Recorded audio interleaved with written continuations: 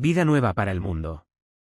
Extiende a usted la más cordial bienvenida a una entrega más de estos programas especiales con el título Preguntas al aire. ¿A dónde tenemos el privilegio que el doctor Armando Alducín va a estar resolviendo los cuestionamientos que le vamos a plantear? La primer pregunta es: ¿cómo fue escrito el libro de Apocalipsis? Vamos a comenzar definiendo la palabra Apocalipsis, que es muy importante, ya que proviene del griego apocalipto o apocalipto, que significa literalmente descorrer la cortina. O sea, antiguamente cuando los griegos iban a comenzar a enseñar o a manifestar que había una estatua, que había cierto escultor famoso esculpido, pues la cubrían con una manta. Y entonces reunía mucha gente. Y un cierto día escogían para que pudiera ser descubierta esa estatua. Le quitaban la M. Y el hecho de quitarle la manta es lo que significa apocalipto. O sea, quitaban algo que estaba ocultando a la estatua. De ahí viene la palabra el Apocalipsis. Porque el Apocalipsis es Dios. El que no. Ese quita una cubierta o nos abre los ojos, para que podamos adentrarnos y poder introducirnos en el mundo del futuro y poder analizar claramente en la culminación de la humanidad, pero sobre todas las CEOs, la razón por la cual la humanidad se encuentra como se encuentra, y que podamos nosotros realmente poder discernir qué es lo que Dios nos quiere decir. La primera pregunta que tenemos es: ¿cómo fue escrito el libro del Apocalipsis? Bueno, el libro del Apocalipsis se fue escrito hace aproximadamente 2000 años por el apóstol Juan. Juan fue el último de los apóstoles. Posiblemente murió como a los 90 años de edad, cuando él se encontraba exiliado en la isla de Patmos, que está enfrente del mar Egeo, o sea, junto a Grecia, del lado occidental de Grecia. Y ahí en esa isla, regularmente el Imperio Roma no mandaba o confinaba a todos los presos políticos. Y aunque él no fue considerado un preso político, sino un preso que lo consideraban como una amenaza para el Imperio Romano, ahí lo exiliaron. Y ahí murió el apóstol Juan. Fue el último de los apóstoles de Jesucristo. Y también recordamos que el apóstol Juan, en los cuadros de la Última Cena, se le representa recargado en el pecho de Jesucristo. Y por eso o se le llama Juan, el apóstol del amor o el apóstol amado. Y esta es la razón por amor. Entonces el apóstol Juan está ahí en la isla de Patmos. 85, 90 años de edad. Cuando de repente él escribe en el capítulo 1, versículo 2 en adelante, que se le apareció un personaje demasiado brillante, con un esplendor maravilloso. Y entonces dice que él estaba en el Espíritu en el día del Señor, versículo 10. Capítulo 1 del Apocalipsis. Y detrás de él oyó una voz como de una gran trompeta, que le decía: yo soy el Alfa y la Omega, el primero y el último.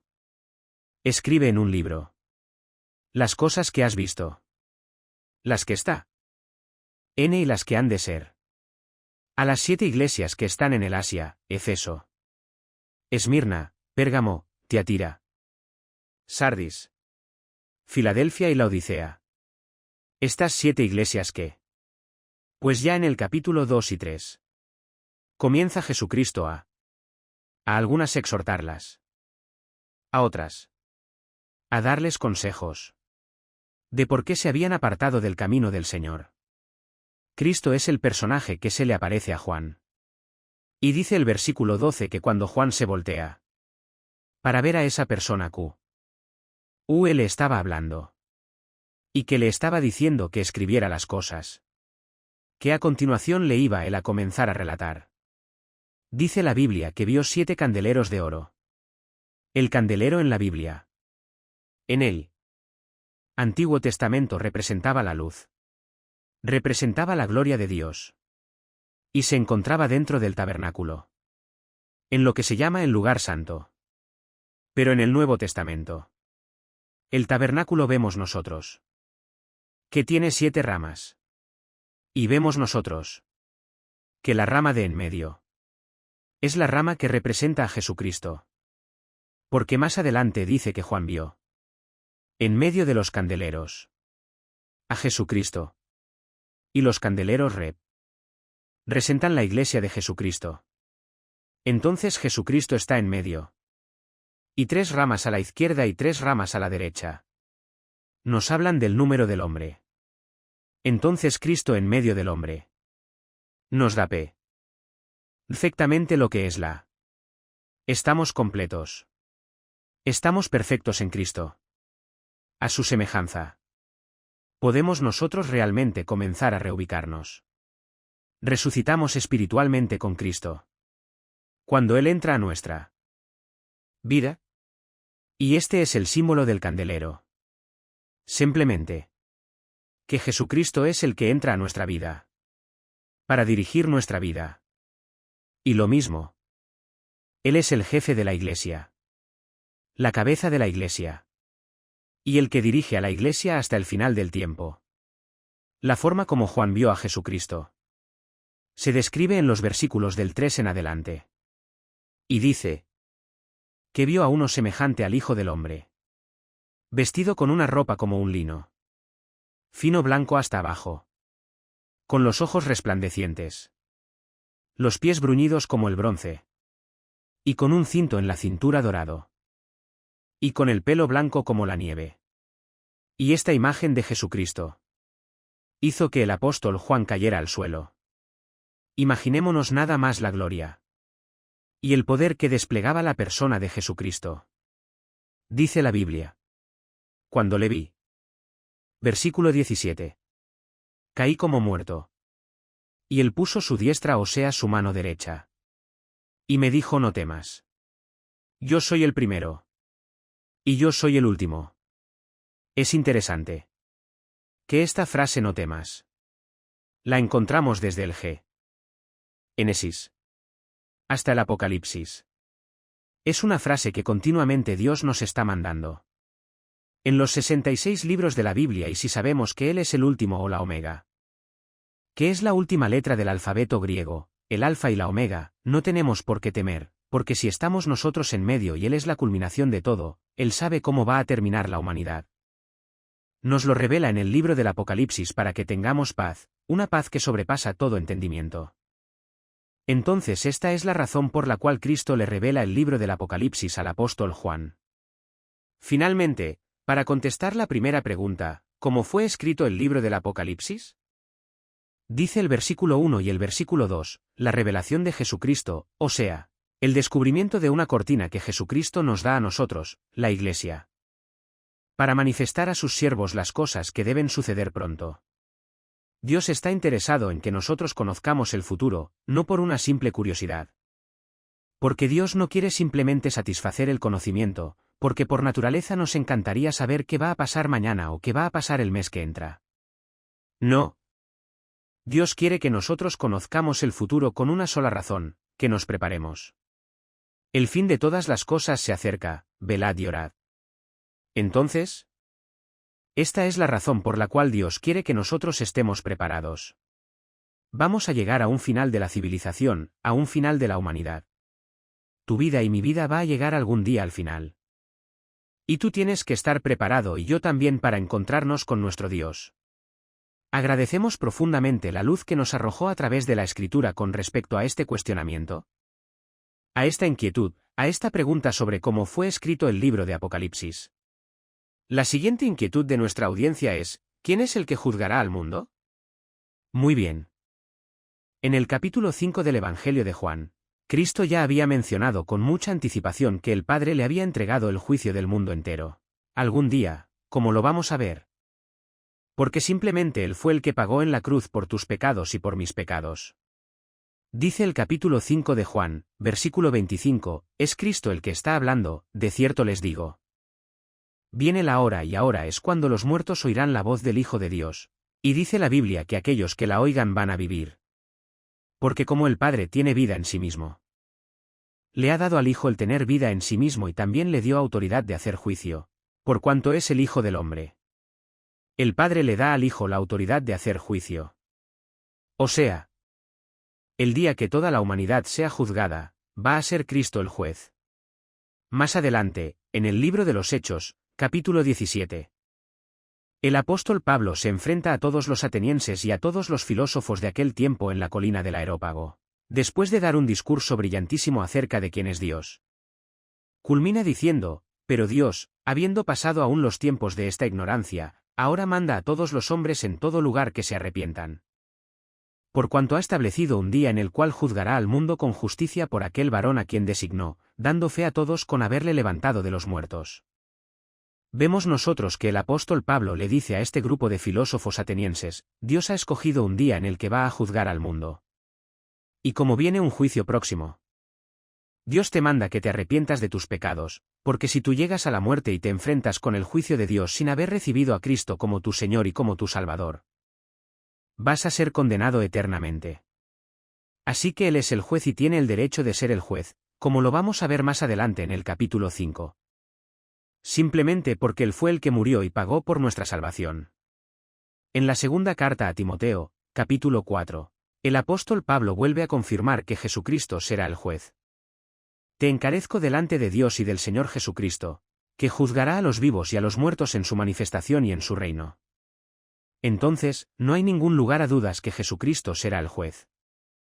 Primero murió en una cruz, dio su vida por nosotros, y ahora que fue resucitado y sentado a la diestra del Padre en las alturas, bajará al mundo. Pero ya no bajará como el Cordero que quita el pecado del mundo. Cuando Cristo regrese por segunda vez, ya en ese momento va a terminar la oportunidad que se le dio a los seres humanos de poder arrepentirse. En este juicio tremendo nos habla el Apocalipsis. Saltamos hasta el capítulo 20 del Apocalipsis, para que veamos nosotros este juicio de Dios, de qué forma se va a llevar a cabo. Dice así Apocalipsis 20.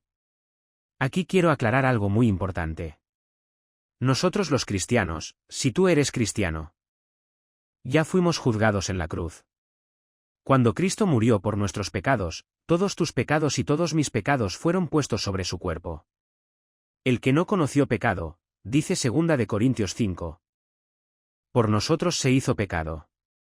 Cristo lleva mis pecados y tus pecados en su cuerpo de carne, para que nosotros podamos ser eximidos del juicio de Dios. Dice Juan 5, de cierto les digo. El que oye mi palabra y cree al que me envió, no vendrá a condenación, porque ha pasado de la muerte a la vida. Entonces, es maravilloso saber que de tal manera amó Dios al mundo, que nos ha dado a su Hijo unigénito, para que cualquiera que en él crea no se pierda donde tenían todo lo que ellos creían, que los iba a hacer felices, que quisieron vivir para ese mundo temporal, en el cual estamos actualmente. Lo van a ver. Desaparecer de la noche a la mañana. Por eso dice la Biblia. Toda la gloria del hombre es como la hierba del campo, que por la mañana florece. Y tienes años de edad y a lo mejor tienes dinero. Tienes leza, o bien parecido, etcétera, etcétera. Y pues ya quisiste ser gobernador o ser presidente de la República. O tener mucho dinero y de repente llegas al piso. Años de edad. Y vemos de qué forma tan rápido nuestra vida se evapora. Y de todo lo que volteas tú para atrás, que no fue aquello por lo cual viviste para Cristo, no tendrá ningún valor en el mundo venidero. Por eso dice la Biblia. Toda la carne, o sea, todos los seres humanos, os compara con la hierba del campo. Crecemos y crece la rosa y florece el atardecer. Y se marchita más adelante. Al anochecer así es nuestra vida. Es como un vapor que se aparece y desaparece. Dice San Tiago capítulo Y ya no vuelve otra vez a aparecer.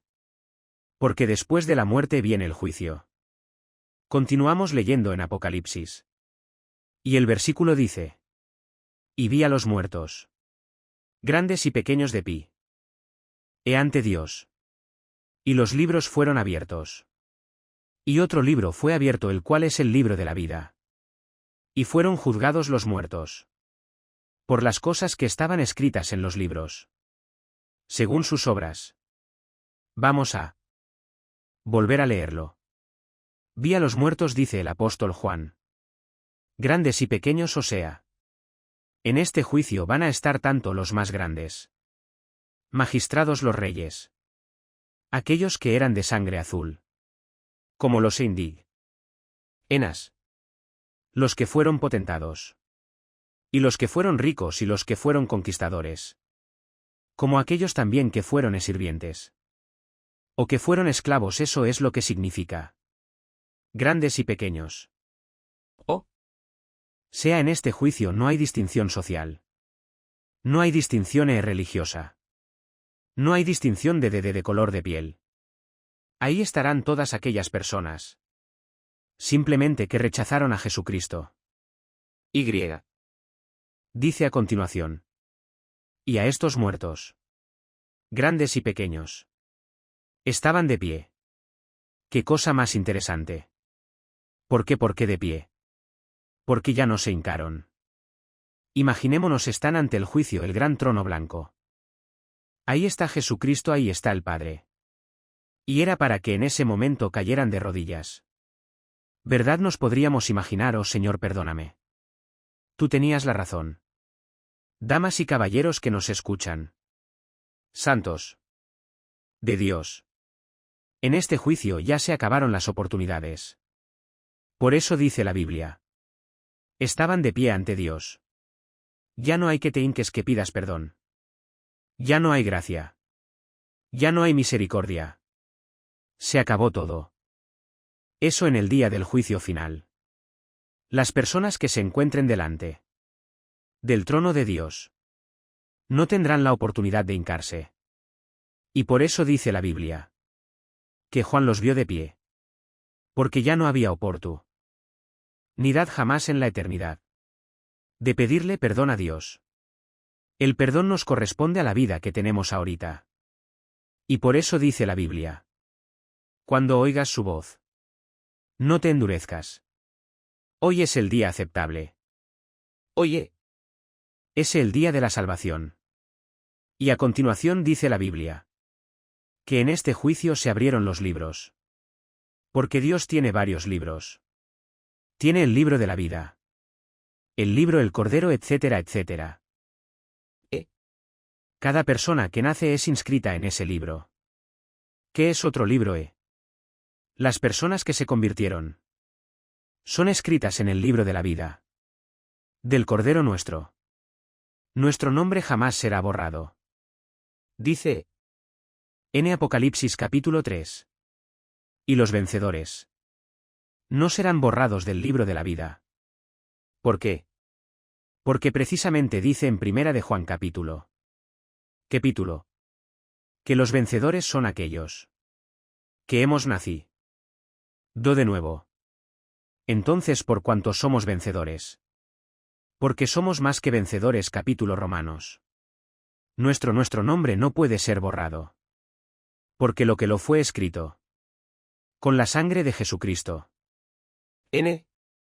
o con nuestra sangre, fue escrito nuestro nombre con la sangre del Hijo de Dios.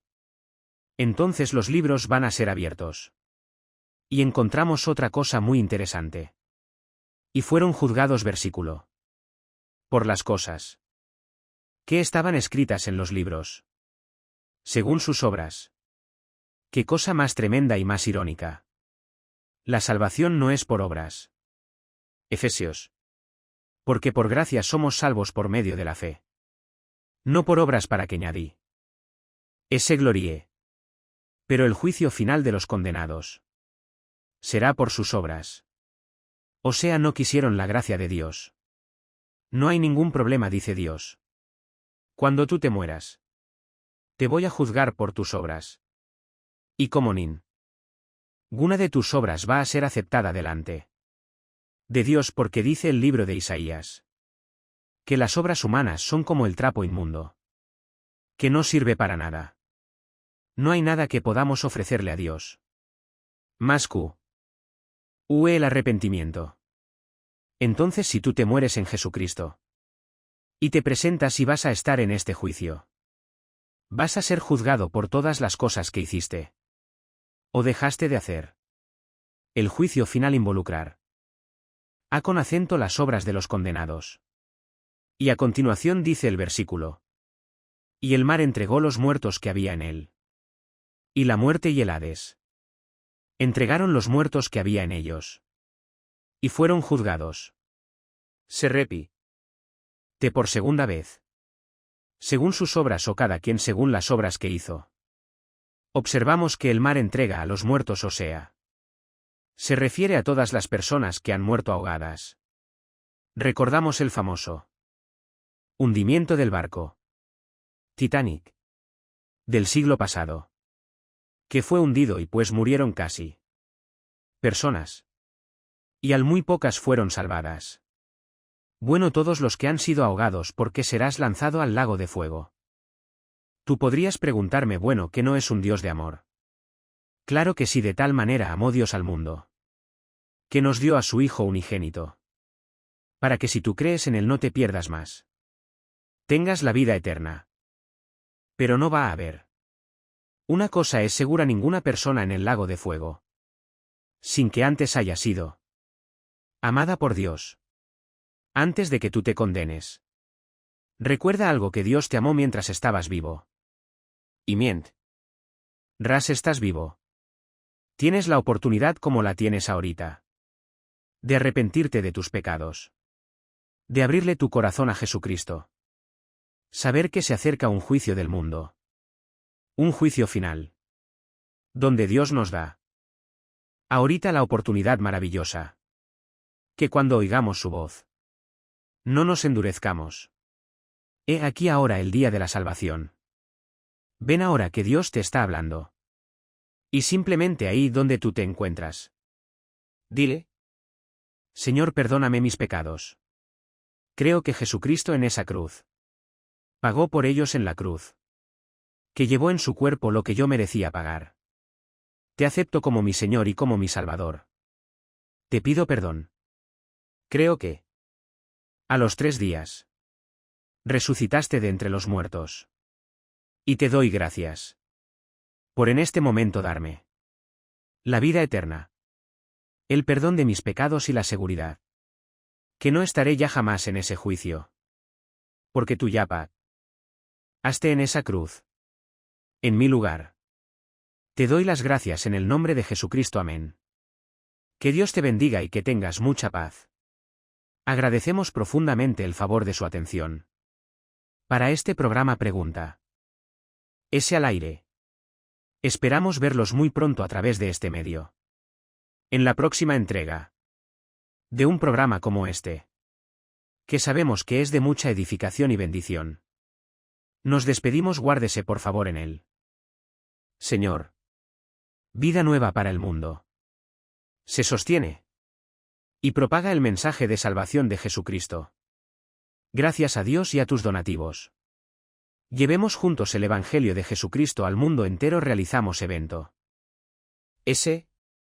seminarios, congresos y diferentes programas para dar a conocer el mensaje de salvación y el poder de nuestro Señor, transformando y edificando vidas de mujeres, hombres, niños alrededor del mundo. Que pasa cuando decides hacer tu donativo, aunque no puedas llevar la palabra personalmente a todo el mundo.